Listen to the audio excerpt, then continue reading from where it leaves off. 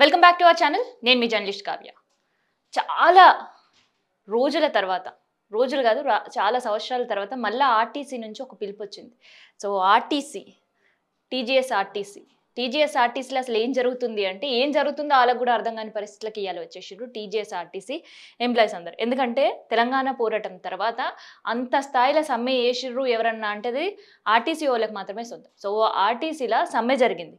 ఎందుకు అంటే వాళ్ళకి జీతాలు సరిగా పడట్లేదు, అండ్ దాంతో జీతాల పెంపుకు సంబంధించి, ప్రమోషన్లకు సంబంధించి, అండ్ ముఖ్యంగా ఒకటే ఒక ఎజెండా. ఆ ఎజెండా ఏంది అనంటే వాళ్ళది ఇప్పుడుండే ఆర్టీసీని, కార్పొరేషన్గా ఉండే ఆర్టీసీని ప్రభుత్వంలో విలీనం చేయాలని.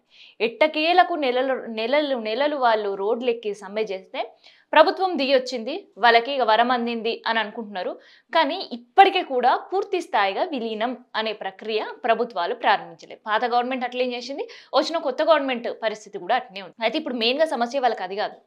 అసలు నిజంగా ప్రభుత్వం విలీనంలో అయ్యే వరకు మా ఉద్యోగాలు ఉంటాయా, అసలు ఉంటామా మేము ఇంకా ఆర్టీసీల ప్రభుత్వంలో విలీనమై దేవుడు ఎరుగు, కనుక మేము ఉద్యోగాలైనా ఉంటామా అనే భయం పట్టుకుంది. నిజం. అసలు ఆ భయం ఎందుకు పట్టుకుంది అంటే, గతంలో మనకు అందరికీ కూడా తెలిసిందే, ఆర్టీసీ ఓవరాల్ మొత్తం తెలంగాణలో చూసుకుంటే 9,800 ఆర్టీసీ బస్సులు ఉన్నాయి. దాదాపు 7,000కు పైగా ప్రత్యేకంగా ఓన్లీ డ్రైవర్లు మాత్రమే పనిచేసే పరిస్థితి ఉంటుంది. ఇక ఓవరాల్ మనం హైదరాబాద్లో చూసుకుంటే 2,800 బస్సులు తిరుగుతూనే ఉంటాయి. సో ఇప్పుడు బస్సుల పరిస్థితి ఎట్లా ఉందనేది ముచ్చట నేను చెప్పాల్సిన అవసరం లేదు, బస్సులో ప్రయాణించే ప్రతి ఒక్కరు కూడా ఎరకనే. సో అట్లాంటి బస్సులల్లో కెపాసిటీకి మించి కూడా డ్రైవర్ అనేది తీసుకుపోతున్నారు. కానీ అంతా వాళ్ళు కష్టం చేస్తుంటే వాళ్ళ కష్టానికి ప్రతిఫలం ఏంది అంటే, ఇప్పటి వరకు ప్రభుత్వంలో ఉద్యోగాలు విలీనం చేయకపోవడం, ప్రభుత్వ ఉద్యోగాలు వాళ్ళకి ఇవ్వకపోవడం, వేతనం లేకపోవడం, పోనీ వాళ్ళు రిటైర్ అయిన తర్వాత ఆ బెనిఫిట్స్ గాళ్ళకి వదిలేయడం, ఇప్పటి వరకు డిఏలు లేకపోవడం, విఏలు అందకపోవడం, ఇట్లా చెప్పుకుంటూ పోతుంటే ఇంకా దౌర్భాగ్యం ఏంటంటే, వాళ్ళు జమ చేసుకున్న పైసల నుంచి కూడా ఆలియాల లోన్లు తీసుకునే పరిస్థితిలో ఆర్టీసీ లేదు అని చెప్తున్నారు. ఒక పక్కనేమో తెలంగాణ రాష్ట్రంలో ఉచిత బస్సు ప్రవేశపెట్టిన తర్వాత ఆర్టీసీకి లాభాల మీద లాభాలు. ఎందుకంటే ఆర్టీసీ బస్సులో ఉండే 55 సీట్లల్లో దాదాపు 75%, 80% ఫుల్ఫిల్ అయితే ఇక వాళ్ళకి ఆ రోజు కంప్లీట్ అయినట్టే. సో ఆ రోజుతో వాళ్ళు లాభాల పడ్డట్టే ఆ బస్సు తిప్పిన రూట్ అంతా. కానీ ఇప్పుడు మనం చూస్తున్నాం కెపాసిటీకి మించి ఫుట్బోర్డులు కూడా చేసుకున్న పరిస్థితి. స్టూడెంట్సే కావచ్చు, లేదంటే మార్నింగ్ టైంలో ఎవరికైనా పోవాలన్నా, లేదంటే ఊర్లకు పోయే బస్సులు, మొన్న రీసెంట్గా సంక్రాంతికి చూసారుగా బస్సులు ఎంత. సో అంతగానం ఉన్నప్పుడు మరి ఖచ్చితంగా ఆర్టీసీకి బెనిఫిటే కదా, ఆర్టీసీకి బెనిఫిట్ అయ్యి ఉంటుంది. ఎప్పుడు గతంలో మనం చూస్తుంటే అష్ట కష్టాలలో నడిపిన ఆర్టీసీకి కూడా అప్పట్లో ఉచిత బస్సు ప్రవేశపెట్టక ముందు రోజుకి 16 కోట్ల రూపాయలు ఆర్టీసీ జమ చేసినప్పుడు. కానీ ఇప్పుడు ఉచిత బస్సు పుణ్యమా అని చెప్పి ఓన్లీ 11 కోట్లు మాత్రమే వస్తున్నాయి. సో ఆ 11 కోట్లు మరి ఇప్పుడు 16 కోట్ల నుంచి ఆర్టీసీ లాభాలు ఉంటే అది 20 కోట్లు, 22 కోట్లు, 25 కోట్లకు పోవాలి. ఎందుకంటే 100% కంటే మించి కెపాసిటీని కూడా బస్సులు తీసుకుపోతుంది, ఫుల్ లాభాల్లో ఉంది అని. మరి ఎందుకు లాభాలు ఎటుపోతున్నాయి? లాభాలు ఎటుపోతున్నాయి అంటే, ప్రతి నెల 350 కోట్లు గవర్నమెంట్ ఆర్టీసీకి చెల్లించాలి. సో ఆ చెల్లించాల్సిన బకాయిలు కూడా చెల్లించకపోవడంతో సకాలంలో జీతాలు పడతలేవు. ఇన్ కేస్ ఎవరైతే రిటైర్ అవుతున్నారో వాళ్ళకి బెనిఫిట్స్ అందుతలేవు. ఇట్లా చెప్పుకుంటూ పోతే ఆర్టీసీ ఉద్యోగాలకు అందాల్సిన ఏ బెనిఫిట్ కూడా గవర్నమెంట్ కొత్తగా అందించే పరిస్థితి లేదు. వాళ్ళ బెనిఫిట్స్ వాళ్ళు తీసుకోలేని పరిస్థితిలో ఇవ్వాలి ఉన్నారు.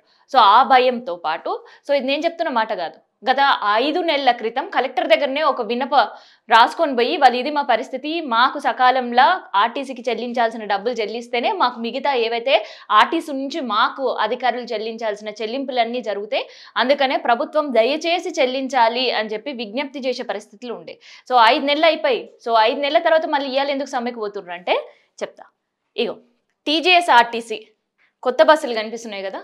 సో కొత్త బస్సుల పరిస్థితి ఏంది అంటే, రీసెంట్గానే ముఖ్యమంత్రి ప్రెస్ మీట్లో కూడా చెప్పిండ్రు, పొన్నం ప్రభాకర్ కూడా మంత్రి చెప్పిన ముచ్చట ఏంటంటే, సిటీ చుట్టుముట్టు అంటే సిటీ లోపల డీజిల్ బండ్లు తిరగవు, ఎందుకంటే పొల్యూషన్ పెరుగుతుంది. ఢిల్లీ స్థాయిగా మళ్ళీ ఇంకొకసారి హైదరాబాద్ మేము చూడాలనుకోవట్లేదు, అందుకనే కంప్లీట్ ఈవీ వెహికల్స్ మాత్రమే మేము తిప్పదలుచుకున్నాం. ఈవెన్ వెహికల్స్ బస్సులతో పాటు మిగతా ఏవైనా కార్లు కావచ్చు, ఆటోలు కావచ్చు, లేదంటే 2 వీలర్లు కావచ్చు, ఏవైనా ఈవీ వెహికల్ మాత్రమే సిటీ లోపల తిరుగుతాయి.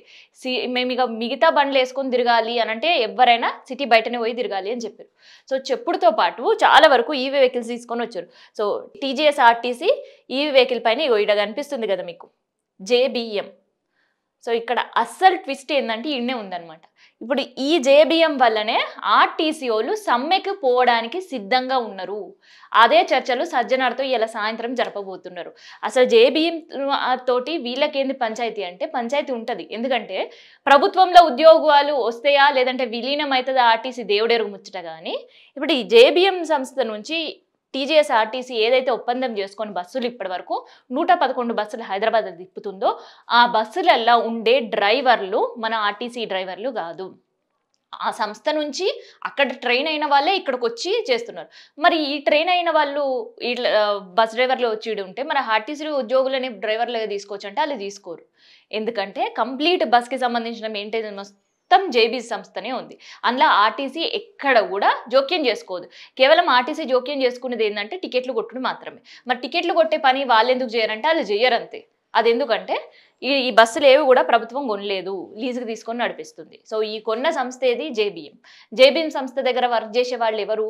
అక్కడ ఉండే డ్రైవర్లు. అక్కడ వాళ్ళే ట్రైన్ చేసి మనకి ఈడ పంపిస్తే వాళ్ళు డ్రైవర్ ఉద్యోగం ఈడ చేస్తుంటారు. సో అందుకని ఆర్టీసీ బస్సులకు సంబంధించి గతంలో ఏ తప్పు జరిగినా లేదంటే ఏ యాక్సిడెంట్ జరిగినా ఆర్టీసీ ఉద్యోగులను సస్పెండ్ చేసిన పరిస్థితులు చూసినాం. ఎన్నో క్రమశిక్షణ చర్యలు తీసుకున్న పరిస్థితులు మనం చూసినాం. మరి ఇప్పుడు ఈ డ్రైవర్లు ఏమైనా తప్పిదం చేస్తే ఎవరిపైన తీసుకోవాలి? జేబీఎం సంస్థ పైన తీసుకోవాలి, లేదంటే డ్రైవర్ల పైన తీసుకోవాలి. ఇన్ కేస్ ఇప్పుడు ప్రభుత్వం అన్నట్టే ఇప్పుడు హైదరాబాద్ లోపల 2800 బస్సులు తిరుగుతున్నాయి. అదే 2800 బస్సుల ప్లేస్లో కేవలం 111 బస్సులే వచ్చినాయి. 111 బస్సులు వచ్చేసరికి హైదరాబాద్ డిపో 1 క్లోజ్. కంప్లీట్గా ఈవీ వెహికల్ మాత్రమే అక్కడ ఉంటున్నాయి. దానికి సంబంధించిన మెయింటెనెన్స్ మొత్తమే యూనిట్ కంప్లీట్ జేబీఎం సంస్థ వాళ్ళే చూస్తున్నారు. మరి ఆర్టీసీ బస్సు మనకు కనిపించే డ్రైవరు కండక్టర్ మాత్రమే కాదు, వాళ్ళ పనిచేసే ఎన్నో డిపార్ట్మెంట్లు ఉంటాయి. డీజిల్ డిపార్ట్మెంట్కి సంబంధించి కావచ్చు, లేదంటే రిపేర్ డిపార్ట్మెంట్కి సంబంధించి కావచ్చు, లేదంటే క్లీనింగ్ డిపార్ట్మెంట్కి సంబంధించి కావచ్చు, ఆర్టీసీ బస్సులకి అద్దాలు వేసే డిపార్ట్మెంట్ కావచ్చు, లేదంటే దానికి పెయింట్లు వేసి దాన్ని మెయింటెనెన్స్ చేసే డిపార్ట్మెంట్ కావచ్చు. దాదాపు 7 నుంచి 8 డిపార్ట్మెంట్లు పనిచేస్తాయి. మరి ఈ డిపార్ట్మెంట్లో అన్ని ఉద్యోగాలు ఏడుకోవాలి. ఇప్పుడు ఆల్రెడీ 111 బస్సులకు డ్రైవర్లే వీళ్ళు వచ్చినప్పుడు దాదాపు మన దగ్గర ఉండే బస్సుల్లో మరి ఆ 111 డ్రైవర్లకి ఇవాళ ఉద్యోగం లేనట్టే. హైదరాబాద్లో ఉద్యోగం లేనట్టే. మరి ఇన్ కేసు నిజంగానే అధికారులు చెప్పినట్టు 2800 బస్సుల ప్లేస్లల్లో ఇట్లాంటి ఈవీ బస్సులు వస్తే ఇప్పటి వరకు పనిచేసిన డ్రైవర్ల జీవితాలు ఏంది? వాళ్ళ జీతాల పరిస్థితి పక్కన పెడితే వాళ్ళ జీవితాలు ఏంది? ఇప్పటివరకు ప్రభుత్వంలో విలీనం అవుతాయి అని అనుకున్నారు. అసలు ప్రభుత్వ ఉద్యోగాలుగా మేము వేతనం తీసుకుంటాం అనుకున్నారు జీతాలు. కానీ ఇప్పుడు అట్లాంటిది కాకుండా ఒక పెద్ద సందిగ్ధం, అసలు మా ఉద్యోగాలు ఉంటాయా ఊడతాయా అని. ఎందుకంటే ఇప్పటికే డ్రైవర్ల సంఖ్య ఎక్కువ ఉంది ఆర్టీసీలా అని చాలా సందర్భాల్లో ఒక మాటలు చెప్తూనే ఉంటారు. సో మరి ఆ డ్రైవర్లు ఎక్కువ ఉన్నప్పుడు బయట వెహికల్స్ వచ్చినప్పుడు ఉండే వెహికల్స్ల పరిస్థితి ఏంది అనేది ఒక క్వశ్చన్ మార్క్. అందుకనే వాళ్ళు సమ్మెకి ఇవాళ సై అనే పరిస్థితి. తమ ఉద్యోగాలు మాకు కావాలి అండ్ ఈ ప్రైవేట్ బస్ డ్రైవర్లను ఎవరు పెడుతున్నారో వాళ్ళ ప్లేస్లో ఆర్టీసీ బస్ డ్రైవర్లనే మీరు ట్రైన్ చేసి పెట్టాలి అనేది డిమాండ్తో పాటు పెండింగ్లో ఉండే విఏలు డిఏల కోసం వీళ్ళు అంత ఉద్యమం కాదు, ఆఖరికి వాళ్ళ కుటుంబాలు కూడా రోడ్డు నెక్కిన పరిస్థితి. సో మనం లాస్ట్ టైం ఇవన్నీ కూడా సమ్మె ఫొటోస్, లాస్ట్ టైం కూడా వాళ్ళ డిమాండ్స్. లాస్ట్ టైం వాళ్ళు సమ్మె చేసినప్పుడు వాళ్ళ కుటుంబాలతో కూడా రోడ్డు మీద కూర్చోవడంతో పాటు వాళ్ళ పిల్లలు సేవ్ ఆర్టీసీ, మా అమ్మ నాన్న ఉద్యోగాలని ఇక్కడ మనకు కనిపిస్తుంది, మా అమ్మ నాన్న ఉద్యోగాలను కాపాడండి, సేవ్ ఆర్టీసీ, సేవ్ ప్రైవేటైజింగ్. అంటే ఈ ప్రైవేట్కి ఎప్పుడో నాంది పలుకుతుందని ముందస్తుగానే ఇట్లాంటి సమ్మె చేసి వాళ్ళు ఉద్యోగాలను ప్రైవేట్ కాకుండా మేము ఇప్పటివరకు ప్రైవేట్ ఉన్నాం కాబట్టి మమ్మల్ని ప్రభుత్వంలో విలీనం చేయాలి అని చెప్పేసి నెల రోజుల పాటు చేసిన తర్వాత ఏమైంది అంటే ఇవాళ ఈవీ వెహికల్స్ తీసుకొని రావడం, ఈవీ వెహికల్స్ తీసుకొని వచ్చిన తర్వాత ప్రైవేట్ ఆ సంస్థకు సంబంధించిన డ్రైవర్లు రావడం, ఇక్కడ ఉండే ఆర్టీసీ డ్రైవర్లను పక్కన పెట్టడం. సో ఇట్లా రేపొద్దున ఉద్యోగం కోల్పోతే మా పరిస్థితి ఏంది అనే పరిస్థితికి ఆర్టీసీ కార్మికులు వచ్చారు. అందుకనే వాళ్ళ ప్రధాన డిమాండ్లు ఏంటి అంటే పెండింగ్లో ఉండే బకాయిలన్నీ కూడా చెల్లించాలి, నంబర్ 1. నంబర్ 2, ఈ ప్రైవేటైజేషన్ ఏదైతుందో మేము చాలా రోజుల నుంచి చాలా సంవత్సరాల నుంచి కొట్లాడుతూనే వస్తున్నాం. సో దాన్ని పూర్తి స్థాయిలో అమలు చేయాలి. ఏంటిది? ప్రైవేట్ కాకుండా ఆర్టీసీ ఉద్యోగులను మొత్తం అందరినీ కూడా ప్రభుత్వంలో విలీనం చేసుకోవాలి, ప్రభుత్వ ఉద్యోగులతో సమాన వేతనం మాకు కూడా కల్పించాలి. ఎవరైతే ఇప్పటివరకు రిటైర్డ్ అయిపోయారో ఆ రిటైర్ అయ్యే వాళ్ళకి అన్ని పూర్తి స్థాయిలో బెనిఫిట్స్ అందియాలి. ఇట్లా దాదాపు 5 డిమాండ్లతోటి ఇవాళ సజ్జనాన్ని కలిసబోతున్నారు. ఇన్ కేస్ కూడా ఫలించకపోతే ఖచ్చితంగా సమ్మె బాట పట్టడానికి సిద్ధంగా అయితే ఉన్నారు. సో తర్వాత ఎట్లాంటి కాన్సిక్వెన్సెస్ వాళ్ళపైన ఉన్నా కూడా ఎదుర్కోవడానికి సిద్ధంగానే ఉన్నారు. ఎందుకంటే ఆర్టీసీ వాళ్ళకి సమ్మెలు ఇయ్యాల నిన్న కొత్త ఏం కాదు. తెలంగాణ ఉద్యమం టైంలో సమ్మె చేసిర్రు, తర్వాత వాళ్ళ ఉద్యోగాలు కాపాడుకోవడానికి సమ్మె చేసిర్రు, జీతాల కోసం సమ్మె చేసిర్రు. సో ఇట్లా చెప్పుకుంటూ ఉంటే ఆర్టీసీ ఉద్యోగులు తెలంగాణ వచ్చిన తర్వాత బాగుపడ్డ పరిస్థితులు అయితే ఏం కనిపించలేవు. ఎప్పుడు ఉద్యమాలతోటి వాళ్ళకి ఉద్యోగాలకి సరిపోయిన పరిస్థితి. పోనీ ఈ కొత్త ప్రభుత్వం వచ్చిన తర్వాత అయినా వాళ్ళ కష్టాలు తీరుస్తాయి అని చెప్పి మూకుమడిగా కాంగ్రెస్ ప్రభుత్వాన్ని తెచ్చుకున్నారు. సో తెచ్చుకున్న తర్వాత కూడా మళ్ళీ ఇట్లాంటి మొండి చేయి చూపించుడుతోటి మళ్ళీ వీళ్ళకు ఒక ఆందోళన.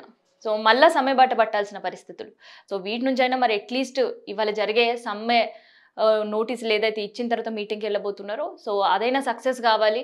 సో గత ప్రభుత్వం ఇచ్చిన హామీలు కావచ్చు, ఈ ప్రభుత్వం ఇచ్చిన హామీలు కావచ్చు పూర్తి స్థాయిలో నెరవేర్స్తే తప్ప ఆర్టీసీ మరో పురోగతి చెందదు.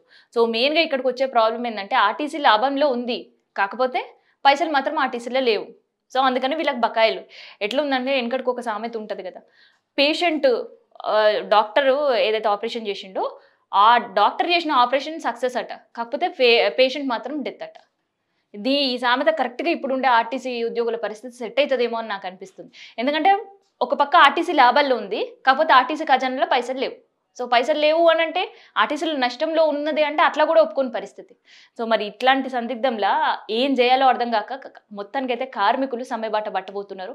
సో ఈ సమ్మె బాట కనుక పడితే కంప్లీట్ ఒక గవర్నమెంట్లు ఈ ఉండే ప్రభుత్వమే కాంగ్రెస్ ప్రభుత్వమే కాదు, గతంలో ఉండే బీఆర్ఎస్ గవర్నమెంట్ కూడా కంప్లీట్ ఫెయిల్యూర్ అని నిరూపించే పరిస్థితులు అయితే వస్తాయి. సో ఇది ఆర్టీసీ సమ్మెకు సంబంధించి కార్మికుల డిమాండ్లు, ఇన్ని సంవత్సరాలు అలా పడ్డ కష్టాలకు సంబంధించిన ఇన్ఫర్మేషన్. ప్లీజ్ సబ్స్క్రైబ్ ఇహ తెలంగాణ.